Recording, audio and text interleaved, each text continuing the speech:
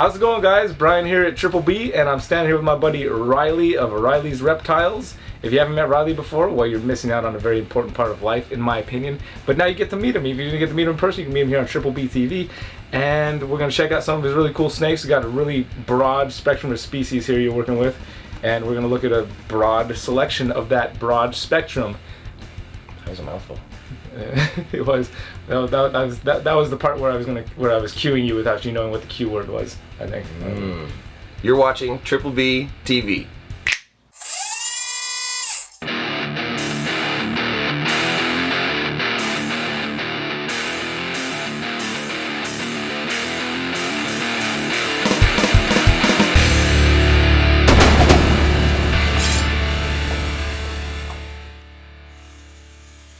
This is where we're starting to get into like my newest obsession. This is probably the biggest. This is definitely the biggest hognose snake I've ever seen. It might be the biggest hognose snake you've ever seen. Leave a comment down below and let us know if you've seen a hognose snake bigger than this one. I'm not saying you haven't, but I haven't.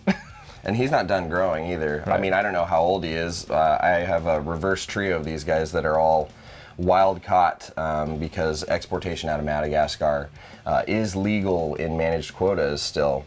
And I used to work with one of these at the zoo, and for 6 years, I got to have fun with her on the zoo's time.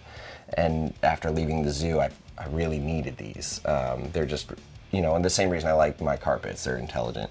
So I picked some up, and this guy's got a pretty wicked scar. The other two have some scars, They're a little rough, but they're good otherwise. And so this is a wild caught. Yes, yeah. This guy lived on Madagascar at one point in time. Brought in, and he's the more mellow of the other individuals I have, but they're not tame by any means. They do not like me coming into their space. They hiss, they hood, they puff up, they bluff strike. And these guys are rear fang venomous. Right. I got my first hognose bite a little while back. It was it felt pretty amazing once it got back to that rear fang. Yeah, yeah. So they're it's nothing to be worried about, but unless you're allergic to bees or something. Right. Yeah. And I actually have an article that details one documented envenomation, and I think after 24 hours the swelling was already gone. I mean, it was just like if you bonked your elbow or something, it swelled up.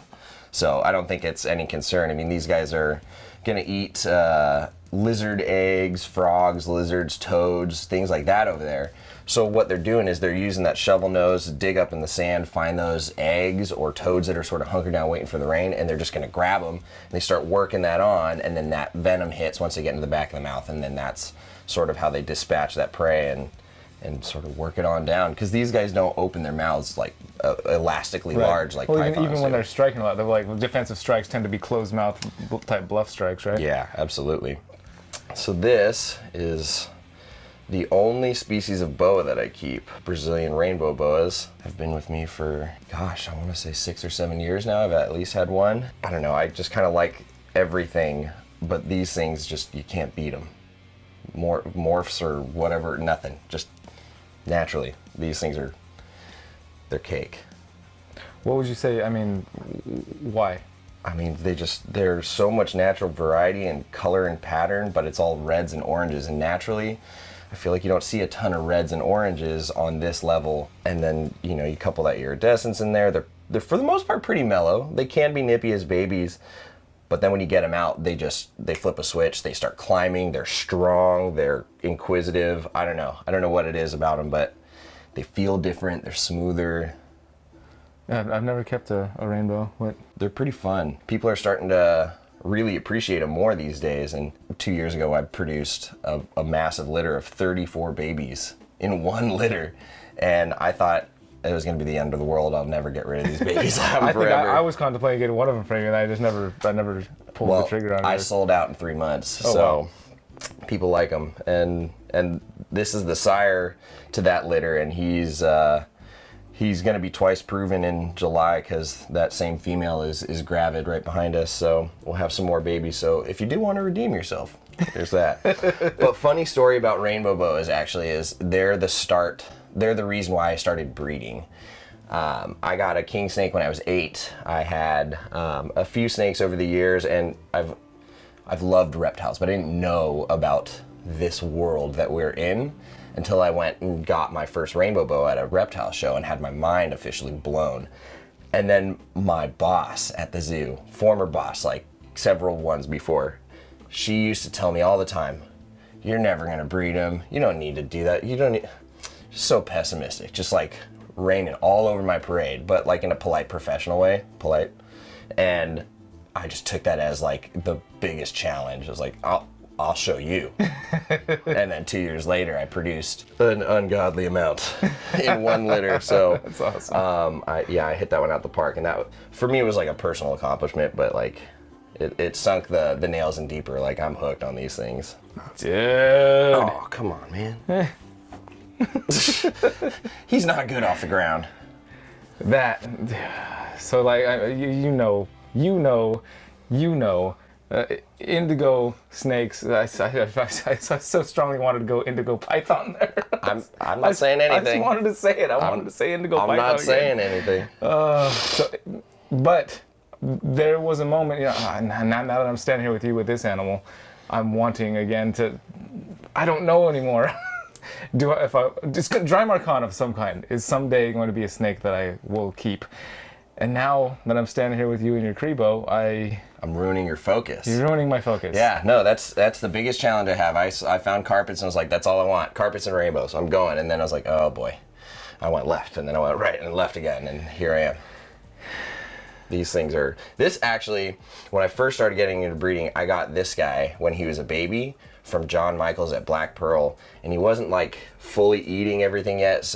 John disclosed everything. He's like, look, he's eating, but like, it's not consistent enough. And I was like, oh, I'll take him, I'll work on it. And I got him eaten within a couple weeks on some live fish, and then fish scented rodents, and then it was downhill, and then his bottomless pit just kept going. I mean, these things will eat anything.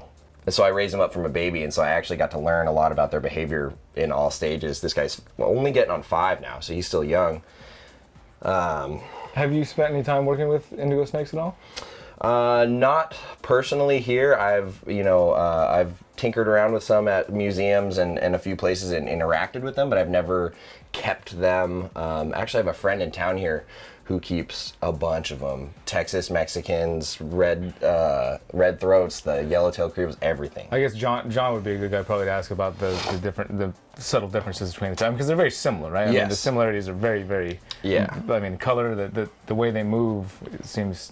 I would imagine it comes down to like scale count and very minor differences, because they are very much the same in head structure the substantial and everything. tongue. I mean, basically looking like a king cobra. Yeah.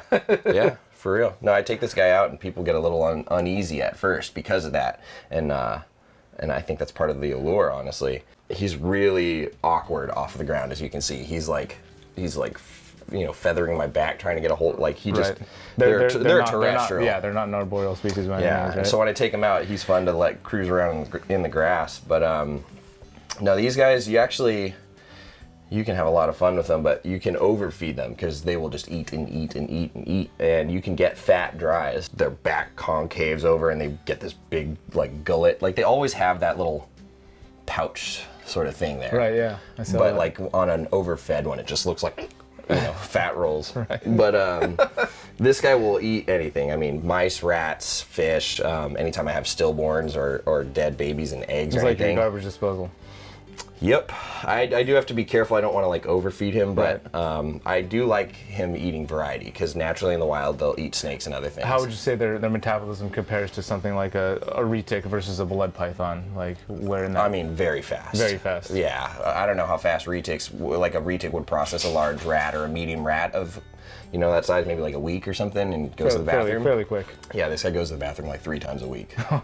Yeah, it's a lot. Well, active. He's on the go, right? Yeah, I mean he's diurnal. He sleeps at night. These guys are not ambush predators, right? These guys are going out and they're looking for stuff, right? Very active, yeah. Most accounts of dry marcon in the wild it finds them actually roaming and cruising around an area. I don't know if they stick to like a certain territory or not, but they're confident and bold, and they will go out and try and find food. They'll eat it. If it's there, they'll eat it. It's an awesome snake, dude. Yeah. And you'll notice that nose rub from the fires. Oh, right. You can't even see it. No, it's gone. It's gone. I didn't even notice it. It's been gone for months. Wow. Looks like from that vantage point right there, it looks exactly like that the dragon from How to Train Your Dragon. It's like the exact same looking face. Really cool. That's awesome.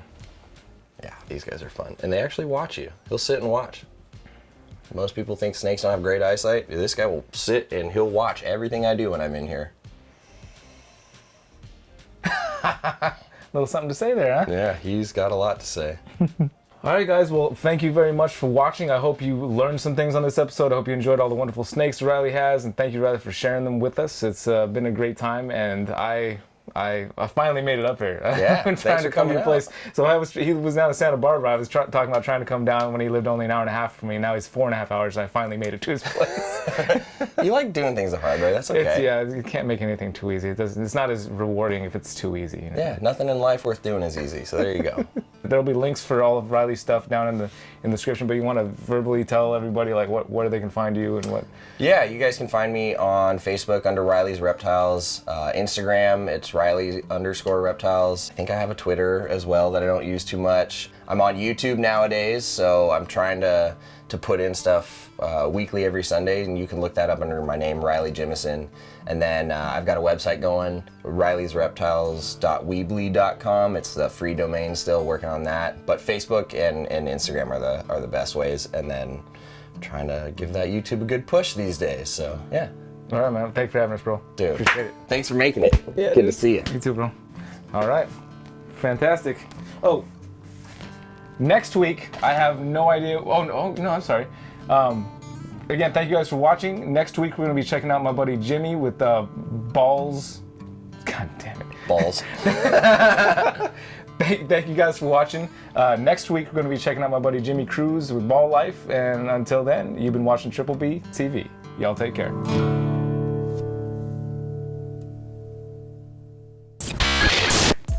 It is tempting to snap at the end too. Well, you've sort of created this thing where every time you say Triple B TV, like the snap music come with it. Snap your fingers, Triple B TV. Oh, it nailed the snap. Don't even have to do it again. We're good. One shot. No, all right, pack it up. Let's go home. Sweating like a fat kid. I don't want to sound like a little kid or anything, but like, do I get to touch anything? Yeah. Yeah, we'll pass some stuff off. You get to play. Makeup. Makeup.